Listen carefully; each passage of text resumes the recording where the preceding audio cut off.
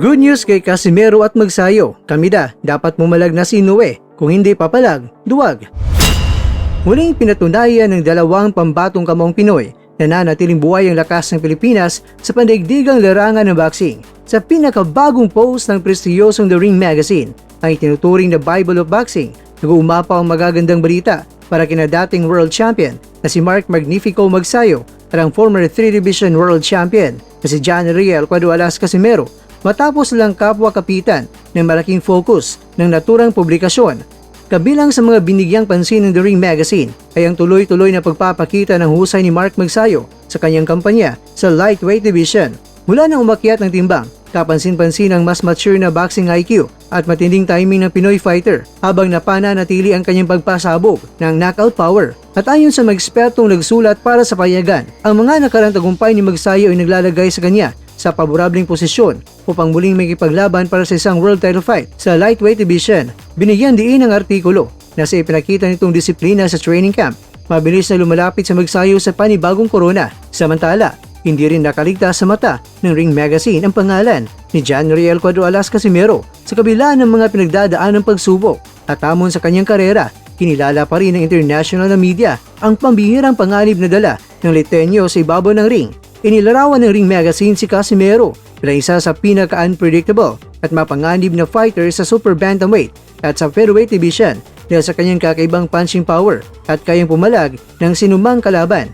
Ang muling paglutang ng kanyang pangalan sa mga pangunahing artikulo ng Ring Magazine ay malinaw na hudyat na nanatili siyang mainit na opsyon para sa mga malalaking promoter sa Japan at Estados Unidos. Uminit ang mundo naman ng Japanese boxing mga kwento matapos magpakawala ng matinding pahayag ang dating 2 Division World Champion na si Tomoki El Mexicanito Kamida. Hayagan niya ipinahayag ang kagustuhan na makatapat ang kasalukuyang undisputed 4-belt Super Bantamweight King na si Naoya the Monster Inoue sa oras ng umakyat ito sa Featherweight Division.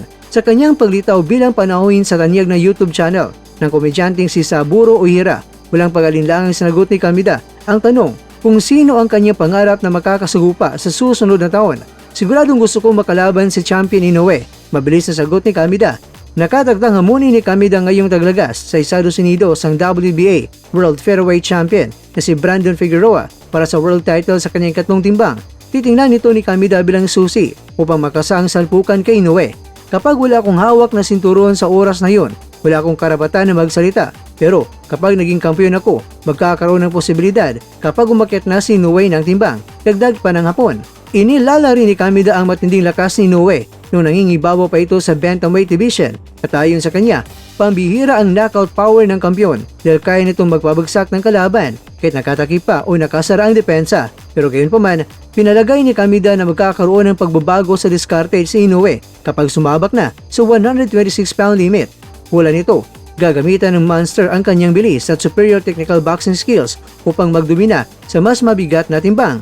Mga kakwento, binigyan diin ni Kamida na bago mangyari ang pangarap na super fight laban kay Inoue, nakatutok muna ang kanyang buong pansin sa pag-agaw ng sinturon kay Brandon Figueroa. Pero ikaw kwento, sa makakalaban ni Inoue, sino ang mas gusto mo? Si Kamida o di kaya'y si Casimero?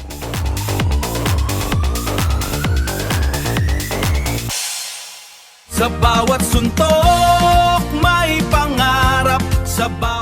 Mga kakwento, hanggang dito na lang muna ang ating kwentuhan. Huwag kalimutan na mag-like, share at subscribe.